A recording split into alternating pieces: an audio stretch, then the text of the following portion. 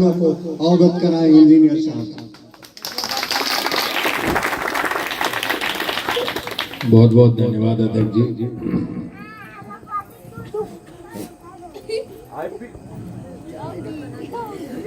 Engineer IP Gupta, engineer IP Gupta, Pal समाज, पाल समाज, पाल समाज।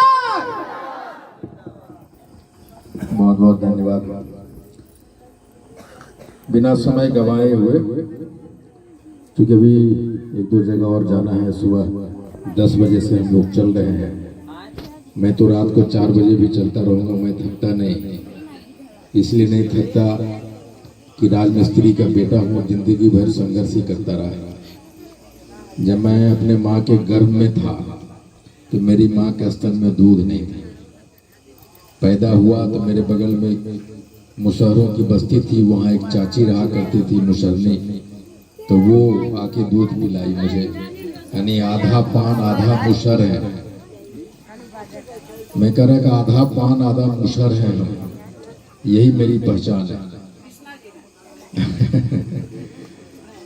तो इसलिए मैं थकता नहीं, इसलिए नहीं थकता कि सीने में एक दर्द लिए फिर रहा हूँ।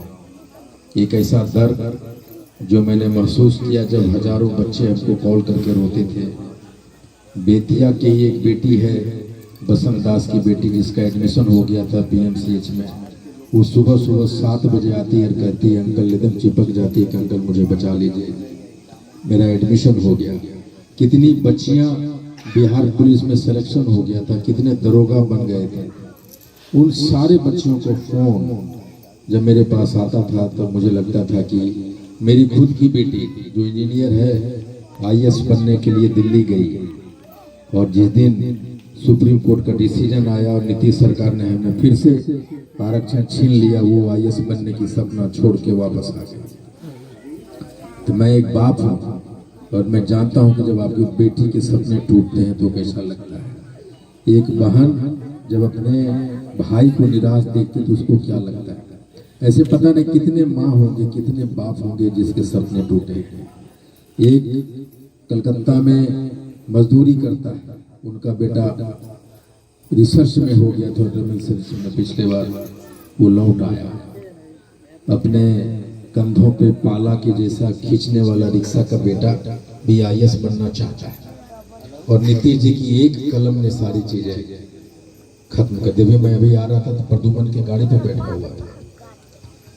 प्रदुमन जी ने बताया कि उनके पिताजी पान समाज की कितना सेवा किया, उन्होंने कितने मीटिंग अरेंज कराई। एक बात उन्होंने और कहा, इसमें 75% हमारे पान समाज के बच्चे हैं, हमारे पान समाज की आबादी है। और पिछले पता नहीं कितने दिनों से यहाँ का जो हाई स्कूल है उसका बिल्डिंग बनने नहीं दिया जा रहा है। हम 75% पान समाज की आबादी वाले गांव में जो जहां हमारे बच्चों की पढ़ाई लिखाई होगी उसको स्कूल को निर्माण नहीं होने दिया जा रहा है। लेकिन आज मैं इस मंच पे कह के जाता हूं कि पहली लड़ाई हमारा इसी गांव से है और वो स्कूल का बिल्डिंग हम बनवा के दिखाएंगे।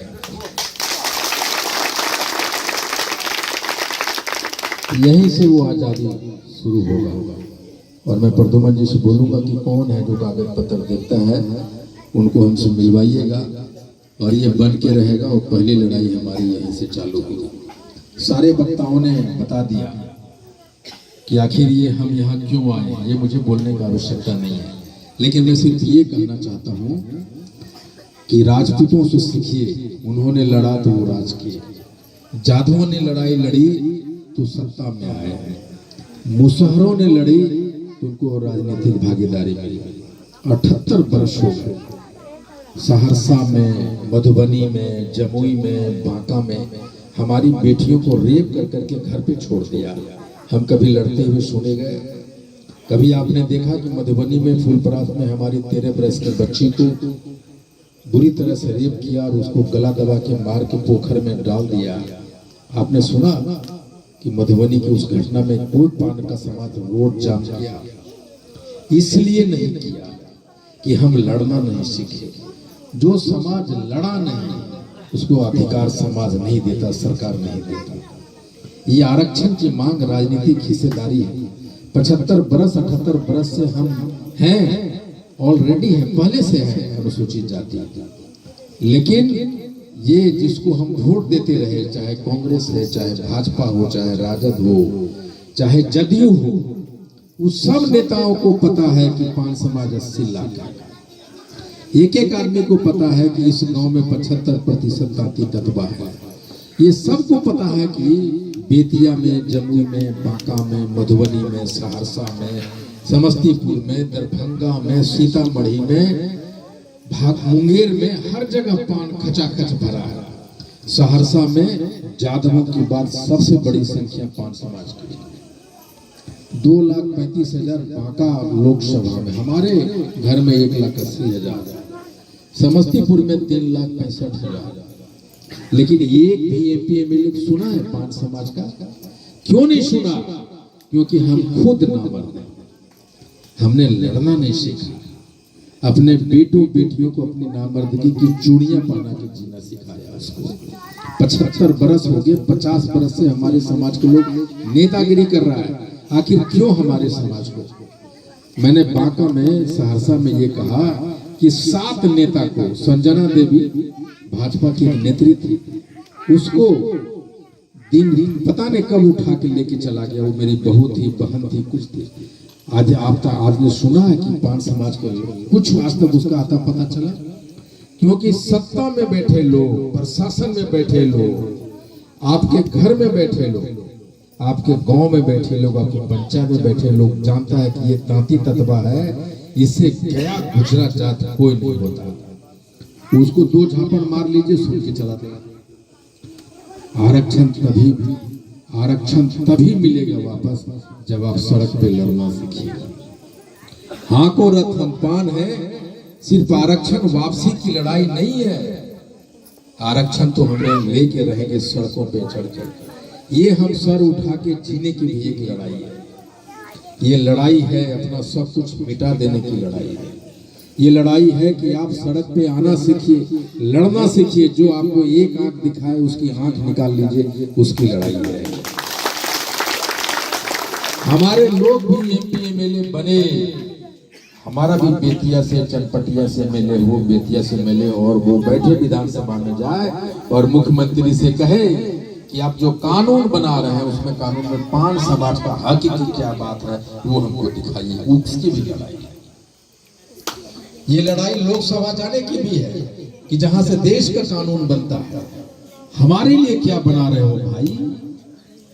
अगर एक भी एमपी अगर होता तो अध्यादेश लाने के लिए मजबूर करता नरेंद्र मोदी। अगर मैं होता तो नरेंद्र मोदी जी को मजबूर कर देता। अकेला एमपी 500 एमपी पे भारी पड़ जाता है गुप्ता, ये मैं कह देता हूं। अगर हमारा 5 गो एमएलए होता तो माननीय मुख्यमंत्री जी बिना बताए, बिना पूछे बिल ले आते। तांती तत्वा से, अनुसूचित दर से तांती तत्वा बना देते बिना पूछे। हम लोग मिलने के लिए तरसते रहे, मिले नहीं, इसलिए कि उनके नजर में हम कीड़ी मकोड़े से ज्यादा नहीं है। अभी ये कह रहे थे प्रद्युमन जी कि हम लोग सब भाजपा को वोट देते हैं। एक बार भी भाजपा का जो भी एमपी है वोट देते रहे, लेकिन एक बार भी प्रद्युमन आया नहीं आया। क्यों? उसको मालूम है भाई ये तांती ततवा लोग है, कायल जाओगे कहाँ, वोटवा हम ही को देगा। गुलामों को, मजदूरों को पेट भर अनाज नहीं मिलता, मुट्ठी भर अनाज देता। तो हमारे पान समाज के लोग पूरे बिहार में उस गुलाम से ज्यादा नहीं मान सकता। और वो गुलामी से उस दास्ता से छुटकारा का नाम भी है हाँ को रथ हम पान है। और उसका एक ही तरीका है, लड़ने के लिए एक ही तरीका है। जो लड़ा नहीं वो जिया का। मरना सीखिए, जीना आ जाएगा।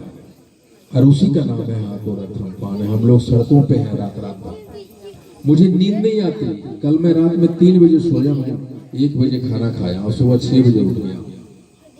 और 24 घंटा मैंने अपना फोन स्विच ऑफ करके रखा है। मेरी पत्नी पता नहीं कितनी कॉल किया है। मेरी बेटी को पासपोर्ट बनना है, उसका एक एप्लीकेशन साइन करके मुझे भेजना था, वो मैं नहीं कर सका, डर से फोन को स्विच ऑफ किया। पता नहीं, जब खोलूंगा तो पता नहीं क्या कहेंगे। लेकिन एक सीने में दर्द है, एक आग है, उसको लिए दौड़ रहा हूँ। और वो दर्द हर लोगों के मैं देखना चाहता हूँ। ये रात के 12 बजे और आईपी गुप्ता जब यहाँ से जाता है तो अपना दर्द आपके सीने में छोड़ जाता है, तभी मेरी सफलता होती, तभी ये लड़ाई जीतेंगे। मैं चाहता हूँ कि सत्ता के लोग जो आरक्षण हमें देगा सिर्फ एक ही चीज से डरता है, और वो है उसकी कुर्सी। और कुर्सी किससे बनता है? जनता से, वोट से। और हम लोग सिर्फ वोट देते हैं, हमारे वोट को गिना भी नहीं जाता, नाम भी नहीं लिया जाता। 150 विधानसभा है पूरे बिहार में, और 150 विधानसभा में 5000 से 75,000 तक हम लोग हैं। और आजकल एक नया पार्टी बना है, वो नया पार्टी नहीं, ये दल नहीं, सारे लोगों के, सारे दलों के लिए दलदल है। और उस दलदल में पान समाज एक बड़ा रोल निभाने जा रहा है। हम 5-5 हजार का भी वोट खिसका दिए नहीं इधर से उधर, तो 55 सीट पे खेला बिगाड़ देंगे, और जिसको पान समाज चाहेगा वही मुख्यमंत्री बनेगा। ये हाथों रथ हम पान जब खत्म होगा तो मैं निश्चित कर देता हूं कि 50 सीट पे खेला बिगाड़ने की क्षमता पूरे पान समाज को हो जाएगी। और वो जो हम लोग मीटिंग कर रहे हैं ना रात में यहाँ वहाँ, नीतीश कुमार जाकर, नीतीश कुमार जी CID रखते हैं हर एक जिला में, उनको पता, रोज पता चल रहा है कि आईपी गुप्ता क्या क्या कर रहे हैं, शिवालक महतो जी क्या कर रहे हैं। ठीक उसी तरह सरकार का IB होता है, वो जो सरकार को रिपोर्ट करता है भाई एक आदमी आया है, देखने में काला गलूटा साधारण आदमी है, रात भर मीटिंग कर रहा है, वो मोदी को खबर भेजता है। तो जो हम लोग कर रहे हैं वो खबर जा रहा है दोनों को, प्रधानमंत्री को भी और नीतीश कुमार को भी। तो उनकी जमीनें हिलनी चालू कर दी। जिस तरह से मैं देख रहा हूँ, इतना रात में भी इतने लोग बैठे थे। अभी मैं वहां गया था, एक गाँव गुलेरिया, पूरा कुर्सी खाली था। अल्लोही जो ही हम गए तो खचाखच भर गया। और गांव में छोटे छोटे बच्चे हाको रथ हम पान है, आईपी गुप्ता पान समाज कर रहा था, कि दिखाता है कि हाको रथ पान अब जवान होने लग गया। मात आपने जवान कर दिया अध्यक्ष जी बेतिया में, जबकि पूरा हमें घूमना है पूरा बिहार। मैं दो ही चीज करता हूँ, अगर आप चाहते हैं, कितना लोग चाहते हैं कि आपका आरक्षण वापस हो? हाथ उठाइए। कितने लोग चाहते हैं? जो हाथ नहीं उठाया इसका मतलब उसको लगता है कि आरक्षण उसको वापस नहीं चाहिए। वापस चाहिए? आरक्षण वापस लाने के लिए मैं आपसे सिर्फ 4 दिन मांगता हूँ। कितने लोग छठ पूजा करते हैं? छठ पूजा करने वाले कितने लोग हैं? सारे लोग करते हैं। क्यों करते हैं छठ पूजा? कि घर परिवार सब सुखी संपन्न रहे, आफत नहीं आवे। लेकिन आरक्षण तो ले लिया छठ मैया ने, एक और छठ पूजा कीजिए। अगर हम 10 लाख आदमी पूरे पान समाज का, अगर 80 लाख हम लोग हैं, 80 लाख, और अगर 10% भी चले गए 8 लाख पटना के गांधी मैदान में, तो नरेंद्र मोदी दूसरे दिन हवाई जहाज आके पकड़ेगा, खोजेगा कि आईपी गुप्ता किधर है, उसको बुलाओ। 3 दिन आप दीजिए। एक दिन आपको जाने में लगेगा। 23 मार्च 2025 को गांधी मैदान में एक रैली है, 22 को आप जाएंगे, 23 को मीटिंग अटेंड करेंगे, चौथे दिन 24 को वापस आ जाएंगे। ये आपका 3 दिन अगर आप पान समाज को देते हैं, तो मैं आज आपको बताता हूँ कि जिस तरह से आपका हम बिल्डिंग बनवा देंगे स्कूल का, उसी तरह आरक्षण भी आपको वापस दिलवा देंगे। लेकिन आपको 3 दिन, और 27 अक्टूबर को एक दिन और चाहिए। 3 दिन गांधी मैदान के लिए अपना खाना लीजिए, अपना रोटी बनाइए, सतुआ बनाइए, भूखले रहिए, कुछ भी कीजिए। 3 दिन नहाइए नहीं चलेगा, लेकिन ये 3 दिन का संघर्ष हमें आने वाले जन्मों तक में हमारे बच्चों को आजादी दिलाएगा, आरक्षण दिलाएगा। 27 अक्टूबर को मोतिहारी में एक मीटिंग है पान समाज का, नहीं मिलेगा आरक्षण। तुम जैसे लोगों को जैसा आरक्षण नहीं मिलेगा। पता है इससे क्या होता है? जो बाहर के समाज देखते हैं ना कि पान समाज का मीटिंग हो रहा है और उसमें कोई उधर मोबाइल पर लगा हुआ है, मैं बड़ा आदमी बन जाऊं, आप मजबूत नहीं हुए तो हमको बचाएगा कौन? मैं बचा रहूं बड़ा आदमी बन के, उसके लिए आपको मजबूत होना जरूरी है। आप बड़े हो जाइए, अगर मैं गरीब रह गया तो आप अमीर नहीं रह पाइएगा बहुत दिन तक, इसलिए हमको भी अमीर बनाइए। उसी का नाम है हाको रतन पान। इसलिए कभी भी जब किसी सभा में जाए तो 2 घंटा भूल जाइए। तो कितने लोग हैं जो 3 दिन गांधी मैदान के लिए हमको देंगे? हाथ उठाइए। मतलब देखा देखी नहीं, दिल से कहिए और कहिए कि हम अपने बच्चों के लिए जीना मरना छोड़ देंगे। और 3 दिन क्या, अगर 5 दिन भी कहिए गांधी मैदान में जाके सो जाएंगे। सिर्फ 3 दिन, हम 3 दिन आपने दीजिएगा तो आरक्षण मेरा वापस आएगा। ये मैं लिख के जाता हूँ आपको। बहुत बहुत धन्यवाद। Thank you very much.